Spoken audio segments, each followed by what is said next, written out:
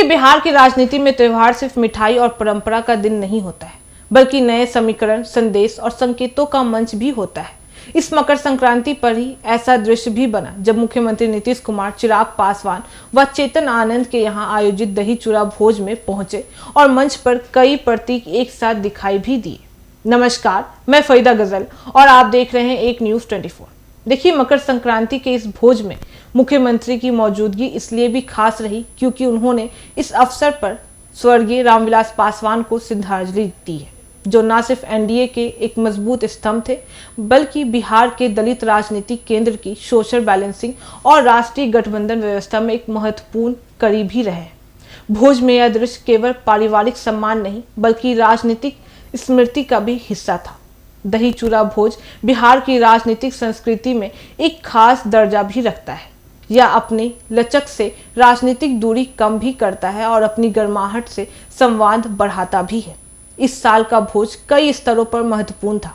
पहला, चिराग पासवान और चेतन आनंद दोनों युवा चेहरे हैं, जिनके इर्द गिर्द बिहार की नई पीढ़ी की राजनीति आकार ले रही है। मुख्यमंत्री की उपस्थिति इस बात का संकेत है कि राज्य सत्ता इन युवाओं को गंभीरता से ले रही है और उन्हें राजनीतिक संसाधन और मान्यता भी दे रही है। दूसरा, रामविलास पासवान को श्रद्धांजलि देने का राजनीतिक अर्थ भी गहरा है। पासवान राष्ट्रीय राजनीति में उन नेताओं में से थे जो जाति समीकरण, सामाजिक न्याय और केंद्र की गठबंधन राजनीति में संतुलन बनाए रखते थे। नीतीश कुमार का यह श्रद्धांजलि एनडीए की सिलसिला जारी है, दलित भागीदारी और सहयोग की राजनीति को सम्मान देने जैसा भी था। तीसरा, कि इस भोज का यह संदेश भी गया है कि आने वाले महीनों में बिहार की राजनीति में भावनात्मक प्रतीकों और सांस्कृतिक आयोजन की भूमिका बढ़ने वाली है, क्योंकि चुनाव और गठबंधन दोनों दहलीज पर है। चौथा, कि भोज में मुख्यमंत्री की मौजूदगी का लाभ चिराग और चेतन दोनों को ही मिला है।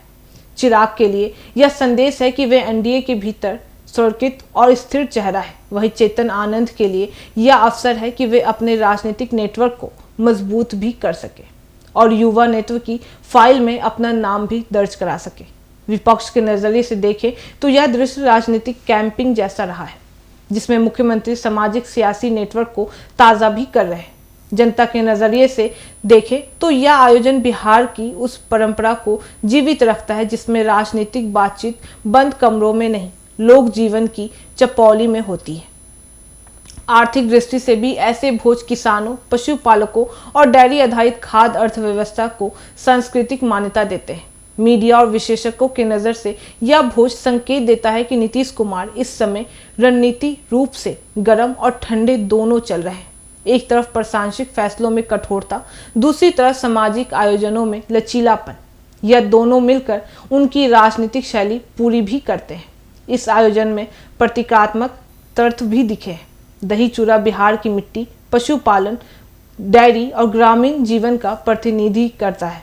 राजनीति में ऐसे प्रतीक जनता के लिए ज़्यादा समझने योग्य भी होते हैं और इसलिए असर भी रखते हैं। पूरे आयोजन में यह भी साफ दिखा है कि पासवान परिवार को बिहार की सत्ता व्यवस्था में अभी भी सम्मान प्राप्त है और उनके नाम की राजनीतिक विरासत जिंदा भी है।